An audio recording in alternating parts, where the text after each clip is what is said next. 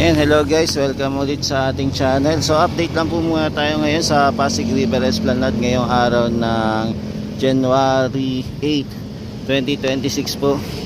Yan, kung mapapansin nyo po pala, kaya pala wala po pala katao-tao ngayon ay sinara po muna pansamantala itong ating Pasig River Esplanade mula phase 1 hanggang phase 4 po.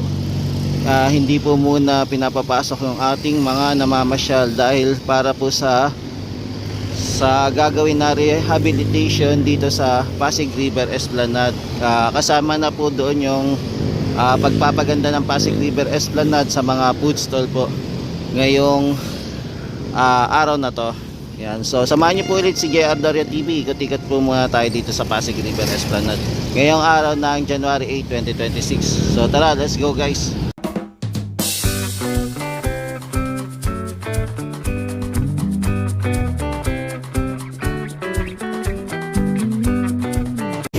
Yan, bali nandito po tayo sa area po ng MacArthur Bridge po muna tayo sisilip mga tropa kids.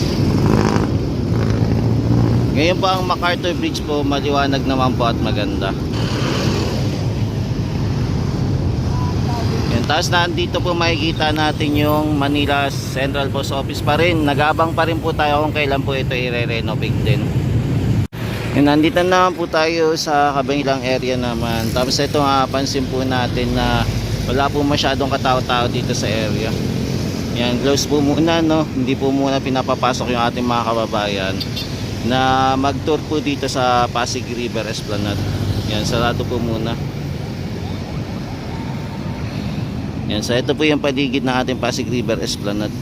Yan, ganda-ganda na rin po at saka maaliwalas po yung Pasig River Esplanade ngayon.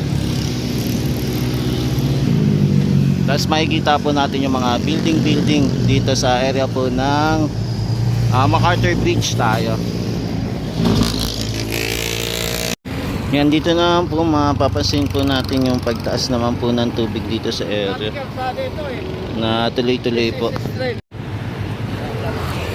Yan, so silipin lang po natin yung paligid dito. Kung mapapansin nyo po, ayan, no, yung ating mga halaman naman po dito sira-sira na din po dahil po natatapakan po ng ating mga kababayan na dito po bumababa. Ayan, may napansin po tayo kanina na dalawa pong lalaki dito po bumaba, pero wala na po kasi yung mga in charge dito, nakalayo na. Tapos meron din po atang aayusin dito. Ayan, meron po tayo nakikita na mga scaffolding. Hindi ko lang alam kung para saan yan, pero aabangan natin kung ano po yung mga gagawin dito sa area na to.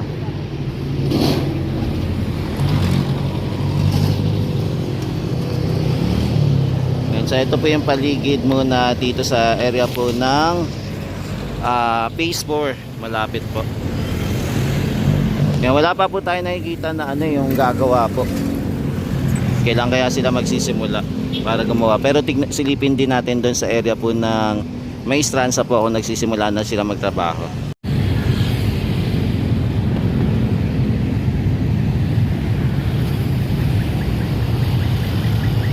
Yan, dito po pala sa MacArthur, mapapansin pala natin na inayos na po pala yung lubak dito, tinabunan na.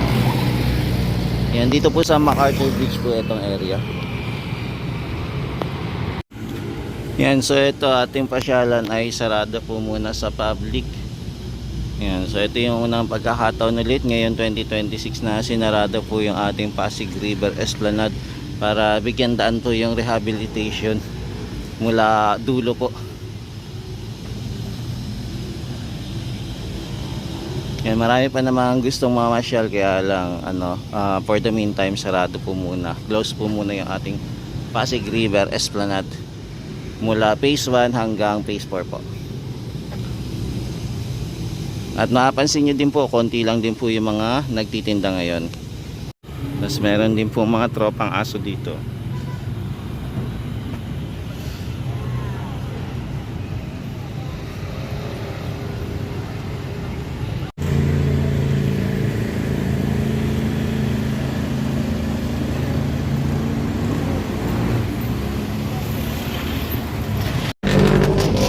For the meantime, dito po muna tayo sa taas mga tropa hits kasi hindi tayo makakababa dahil din to sa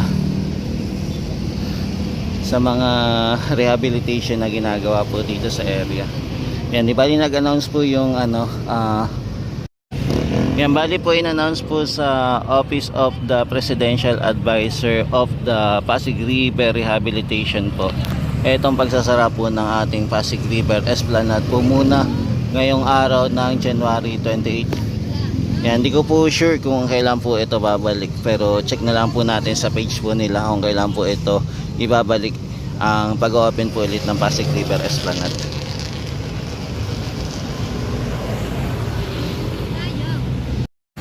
Yan, kaya nandito po muna tayo sa Jones Bridge po muna. Dito po muna tayo tumatambay ngayon. Ayan. Tapos ito makikita po natin yung mga kababayan natin nag-aantay sana na makapasok, kaya lang bigutin po sila makapasok dito sa Pasig River Esplanade. Yan, kung mapansin nyo, walang katao-tao po ngayon.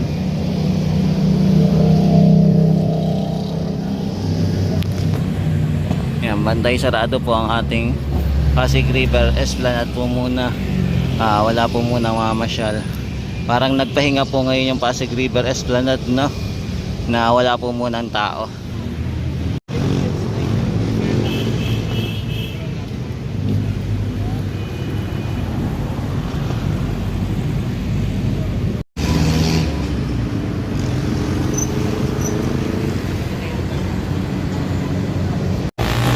Yan, dali nandito pa rin po tayo sa Jones Bridge pa rin. Then pupunta naman po tayo sa Binondo Intramuros Bridge naman. Doon naman po tayo sisilip. Yan, dito din po may mapapansin din po tayo mga kabataan na nagpa-picture po sana sa Pasig River Esplanade. Kaya lang syempre hindi po sila nakapasyal din.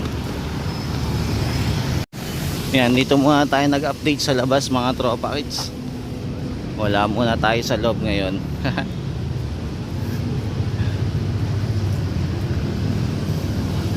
Yan, hindi na po pinagbigyan yung mga namamasyal para hindi din po siguro sila maistorbo sa rehabilitation ng Pasig River Esplanade. Yan, dito po malalago na din po yung mga damo nyo. Sa yung mga halaman, malalago na.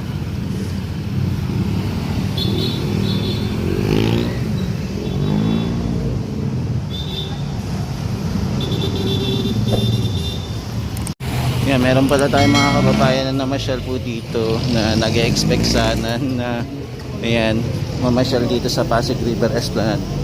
Kaya lang bigo po, sarado. Ayan, marami sila, sarado po yung Esplanade ngayon. Kaya ayan, masakit tanggapin, sarado po ang Esplanade ngayon. At marami pong pumunta dito para magpakasakali.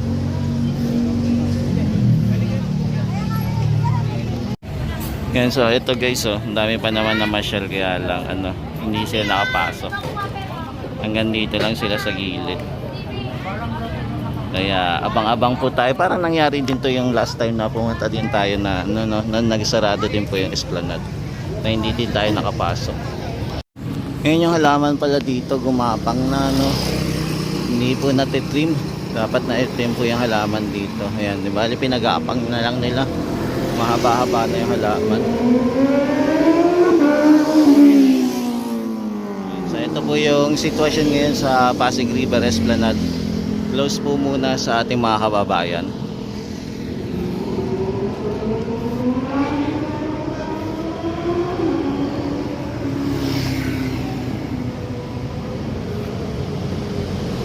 Yan, may makikita tayong mga Guardia Civil na nagbabantay po dito sa Pasig River Esplanade para hindi po makapasok.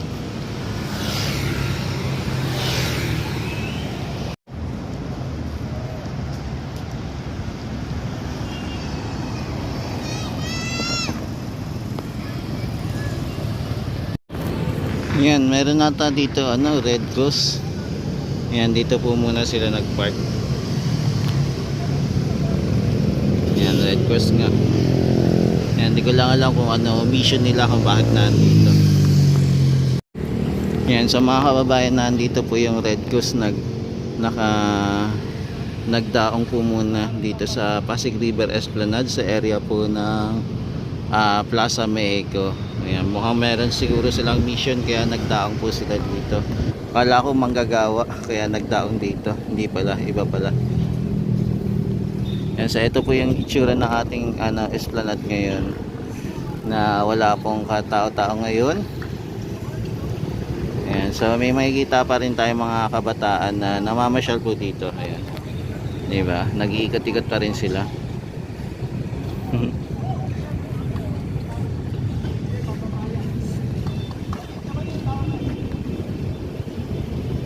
Ayan, so nakita sila. Nakita po yung mga pasaway ng mga bata. Ayan. Hindi ko lang alam kung paano sila nakakapasok. May harang na nga pero ayan, nakakapasok pa rin sila.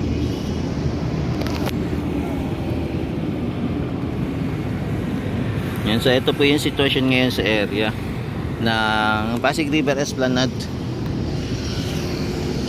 Yan, nandito po tayo sa taas po muna ng Binondo Intramuros Bridge. Dito po muna tayo sisilip mga tropags. Yan, so ito po yung sitwasyon ngayon.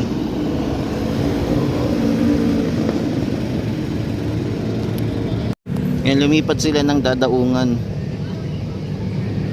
Umatras sila.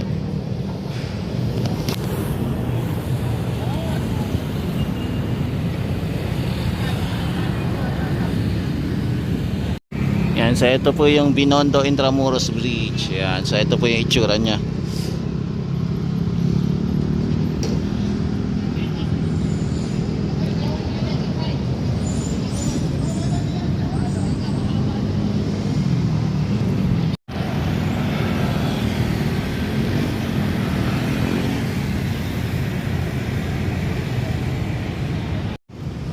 Yan, so ito po yung itsura ng Pasig River Esplanade ngayong gabi.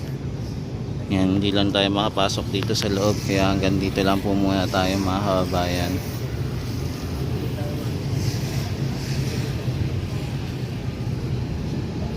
Yan, di bali ongoing po yung rehabilitation po dito. Tapos may mapapansin din tayo na may mga hinuhukay-hukay sila, no? Tapos gumagawa po sila ng yung pipeline. Yan, may ginagawa sila. Ito po yung renovation.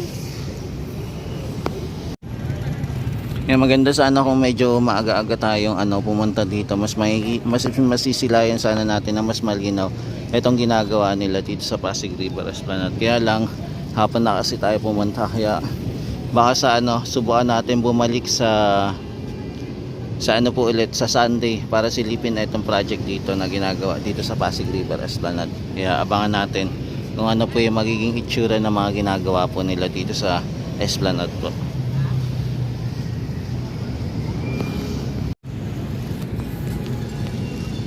Yan, so hanggang dito lang po muna tayo guys. Ayan, may harang na dito sa may area po ng hagdanan.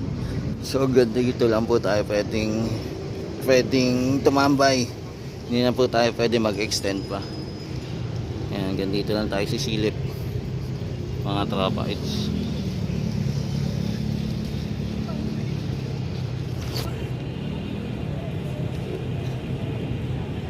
bali yan po yung mga ginagawa nila. Hindi lang tayo makakaikot sa loob unless meron tayong kakilala na pwede tayo mag-update dito sa ginagawang project sa Pasig River Esplanade. Yan, hanggang dito lang muna tayo mga guys.